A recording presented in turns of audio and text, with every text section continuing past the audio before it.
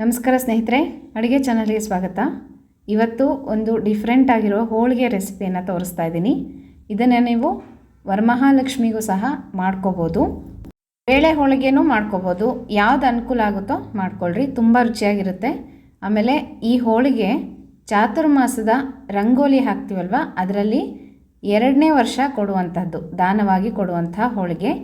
ಹೆಣ್ಣೋರಿಗೆ ಅಂತಾರೆ, ಪುಡಣ್ಣ ಹೋಳಿಗೆ ಅಂತ ಕರೀತಾರೆ. ಪುಡಣ್ಣ ಹೋಳಿಗೆ ಅಂತ ಆಡು ಭಾಷೆಯಲ್ಲಿ ಕರೀತಾರೆ, ಹೆಣ್ಣೋರಿಗೆ ಅಂತ ಕರೀತಾರೆ. ತುಂಬ ರುಚಿಯಾಗಿರುತ್ತೆ.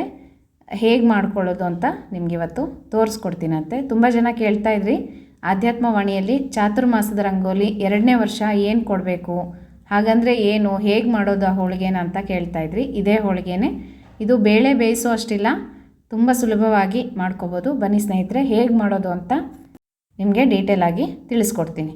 ಈಗ ಮೊದಲಿಗೆ ಕಣಕ ಕಲಿಸ್ಕೊಂಬಿಡೋಣ. ನಾನಿಲ್ಲಿ ಇವತ್ತು ಚಿರೋಟಿ ರವೆ ಬಳಸ್ತಾ ಇಲ್ಲ, ಕಣಕಕ್ಕೆ ಗೋಧಿ ಹಿಟ್ಟನ್ನೇ ಬಳಸ್ತಾ ಇದ್ದೀನಿ. ದಿಢೀರಂತ ಮಾಡ್ಕೋಬೋದು. ಒಂದು ಸ್ವಲ್ಪ ಹಿಟ್ಟು ಉಳಿದಿತ್ತು, ಅಂದರೆ ಹೂರ್ಣದ ಹಿಟ್ಟು ಉಳಿದಿತ್ತು, ಹಾಗಾಗಿ ನಿಮಗೆ ತೋರಿಸೋಣ ಅಂತ ನೆನ್ನೆ ಮಾಡಿದ್ದೆ ನಾನು. ಹಾಗಾಗಿ ದಿಢೀರಂತ ಮಾಡ್ಕೊಳ್ಳೋದಕ್ಕೆ ಗೋಧಿ ಹಿಟ್ಟನ್ನು ಕಲಿಸ್ಕೋಬೋದು. ಚಿರೋಟಿ ರವೆ ಕಲಿಸಿದ್ರೆ ಸ್ವಲ್ಪ ನೆನಿಬೇಕಾಗುತ್ತೆ. ಅದೆಷ್ಟು ಚೆನ್ನಾಗಿ ನೆನೆಯುತ್ತೆ ಅಷ್ಟು ಚೆನ್ನಾಗಿ ಹೋಳಿಗೆ ಬರುತ್ತೆ. ನಿಮ್ಗೆ ತೋರಿಸೋಣ ಅಂತ ಮಾಡ್ತಾಯಿದ್ದೀನಿ ಅಷ್ಟೇ, ಬೇಗನೆ. ಇಲ್ಲಿ ನಾನು ಗೋಧಿ ಹಿಟ್ಟನ್ನು ಸ್ವಲ್ಪ ಎಣ್ಣೆ ಹಾಕ್ಕೊಂಡು, ನೀರು ಹಾಕ್ಕೊಂಡು ಕಣಕದ ಹದಕ್ಕೆ ಕಲಸಿ ಒಂದು 10 ನಿಮಿಷ ಇದು ನೆನಿಲಿ. ಅಷ್ಟೊತ್ತಿಗೆ ಪುಡಿ ಹೇಗೆ ಮಾಡ್ಕೊಳ್ಳೋದು, ಅಂದರೆ ಹೂರಣದ ಪುಡಿ ಹೇಗೆ ಮಾಡ್ಕೊಳ್ಳೋದು ಅಂತ ತೋರಿಸ್ತೀನಿ. ಮೊದಲಿಗೆ 1 ಲೋಟ ಆಗಷ್ಟು ಕಡಲೆಬೇಳೆ ತೊಗೋಬೇಕು.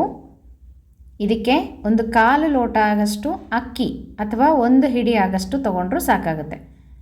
1 ಹಿಡಿ ಆದರೂ ತೊಗೋಬೋದು, ಇಲ್ಲ ಕಾಲು ಲೋಟದಷ್ಟು ಅಕ್ಕಿಯನ್ನು ತೊಗೋಬೇಕು. ಅಷ್ಟೇ ಗೋಧಿಯನ್ನು ತೊಗೋಬೇಕು, 1/4 ಲೋಟದಷ್ಟು ಅಥವಾ 1 ಹಿಡಿಯಷ್ಟು ಗೋಧಿ.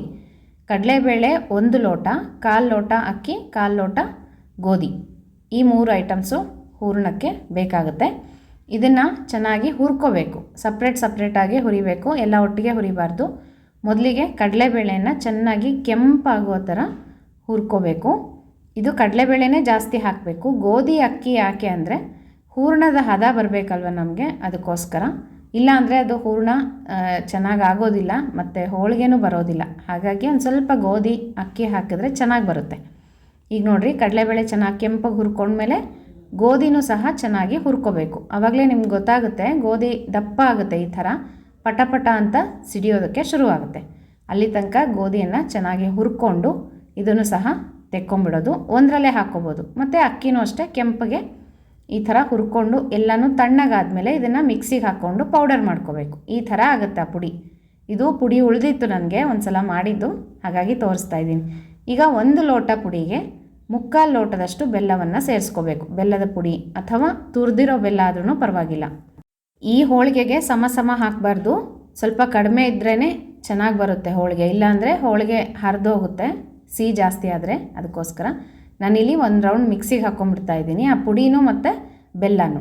ಇಲ್ಲಿ 1 ಲೋಟದಷ್ಟು ಪುಡಿ ಇತ್ತು, ಅದಕ್ಕೆ 3/4 ಲೋಟದಷ್ಟು ಒಂದು ಸ್ವಲ್ಪ ಕಡಿಮೆನೇ ಇತ್ತು ಬೆಲ್ಲ ಹಾಕಿದ್ದೀನಿ.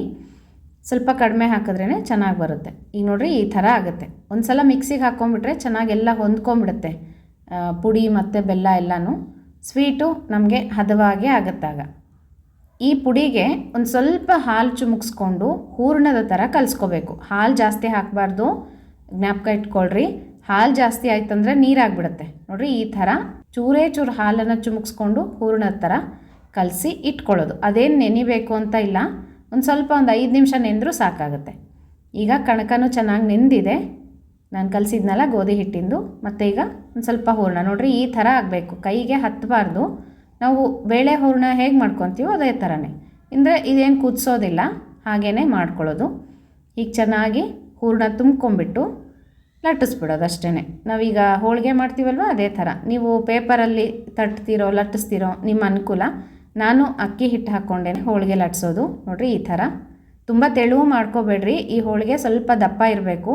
ತುಂಬ ತೆಳು ಆದ್ರೂ ಬರೋದಿಲ್ಲ, ಮತ್ತು ಸಿಹಿ ಜಾಸ್ತಿ ಆದ್ರೂ ಬರೋದಿಲ್ಲ. ಹಂಚಿನ ಮೇಲೆ ಹರಿದೋಗ್ಬಿಡುತ್ತೆ ಹೋಳಿಗೆಗಳು, ಕುದಿಯುತ್ತೆ ಅಂತೀವಲ್ಲ, ಯಾಕಂದರೆ ಹೂರಣ ಆಗಿರಲ್ಲ. ಅದಕ್ಕೋಸ್ಕರ ಬೆಲ್ಲ ಕುದಿಯೋದಕ್ಕೆ ಶುರುವಾಗುತ್ತೆ ಹೂರಣ, ಅದಕ್ಕೋಸ್ಕರ ನೀವು ಬೆಲ್ಲ ಸ್ವಲ್ಪ ಕಡಿಮೆನೇ ಹಾಕ್ಕೊಳ್ರಿ. ಹೀಗೆ ಮಾಡ್ಕೊಳ್ರಿ. ನಾನು ಗೋಧಿ ಹಿಟ್ಟಿಂದ ಯಾವತ್ತೂ ಮಾಡಲ್ಲ ಸ್ನೇಹಿತರೆ ಹೋಳಿಗೆ, ಇದೇ ಫಸ್ಟ್ ಟೈಮ್ ಮಾಡಿರೋದು. ನನಗಷ್ಟು ಇಷ್ಟ ಆಗಲ್ಲ, ಚಿರೋಟಿ ರವೆದೇ ನಾನು ಹೋಳಿಗೆ ಮಾಡೋದು. ಒಂದು ಸಲ ತೋರಿಸಿದ್ದೆ ನಿಮಗೆ ಹೇಗೆ ಮಾಡ್ಕೋಬೇಕು ಇದು ಎಣ್ಣೋರಿಗೆ ಅಂತ ಆಧ್ಯಾತ್ಮವಾಣಿ ಚಾನಲಲ್ಲಿ ಹಾಕಿದ್ದೀನಿ, ನೋಡ್ಕೊಳ್ರಿ ಬೇಕಾದರೆ. ನೋಡಿರಿ, ಈ ಥರ ಚೆನ್ನಾಗಿ ಲಟ್ಟಿಸ್ಕೊಂಡು ಬೇಯಿಸ್ಕೊಂಬಿಟ್ರೆ ಎಣ್ಣೋರಿಗೆ ರೆಡಿ ಆಗುತ್ತೆ. ನೀವು ಯಾವಾಗಾದರೂ ಹೋಳಿಗೆ ತಿನ್ನಬೇಕು ಅನಿಸಿದಾಗ ಇದನ್ನು ಮಾಡ್ಕೋಬೋದು ಸ್ನೇಹಿತರೆ, ಚೆನ್ನಾಗಿರುತ್ತೆ. ಆಮೇಲೆ ಮುಸ್ರೆ ಅಲ್ಲ ಇದು, ಹೂರಣ ಬೇಳೆ ಏನು ಬೇಯಿಸೋಷ್ಟಿಲ್ಲ, ಮುಸ್ರೆ ಅಲ್ಲ, ಮುಸ್ರೆ ಪದಾರ್ಥ ಅಲ್ಲ. ಹಾಗಾಗಿ ಚೆನ್ನಾಗಿರುತ್ತೆ, ರುಚಿನೂ ಸೂಪರಾಗಿರುತ್ತೆ. ತುಪ್ಪ ಹಾಲು ಹಾಕ್ಕೊಂಡು ತಿನ್ಬೋದು. ಟ್ರೈ ಮಾಡಿರಿ ಸ್ನೇಹಿತರೆ, ಹೇಗೆ ಬಂತು ಅಂತ ತಿಳಿಸೋದು ಮರಿಬೇಡ್ರಿ. ನಾಳೆ ಹಬ್ಬಗಳಿಗೆ ಮಾಡ್ಕೊಳ್ರಿ, ಯಾವತ್ತಾರು ಒಂದಿನ ಮಾಡ್ಕೊಳ್ರಿ. ಸ್ವಲ್ಪ ಒಂದು ಲೋಟದಷ್ಟು ಮಾಡ್ಕೊಂಡು ನೋಡಿರಿ, ಚೆನ್ನಾಗಿ ಬಂತು ಅಂದರೆ ನಿಮ್ಗೆ ಯಾವಾಗ ಇಷ್ಟ ಬರುತ್ತೋ ಆವಾಗ ಹೋಳಿಗೆಯನ್ನು ಮಾಡ್ಕೊಂಡು ಆರಾಮಾಗಿ ತಿನ್ಬೋದು. ಹೂರಣ ಬೇಯಿಸುವಷ್ಟು ತಲೆನೋವು ಏನೂ ಇಲ್ಲ, ಇದು ಆರಾಮಾಗಿ ಮಾಡ್ಕೋಬೋದು. ಹೇಗೆ ಬಂತು ಅಂತ ತಿಳಿಸೋದು ಮರಿಬೇಡ್ರಿ. ಮತ್ತೆ ಮುಂದಿನ ವಿಡಿಯೋ ಒಟ್ಟಿಗೆ ಸಿಗ್ತೀನಿ. ನಮಸ್ಕಾರ.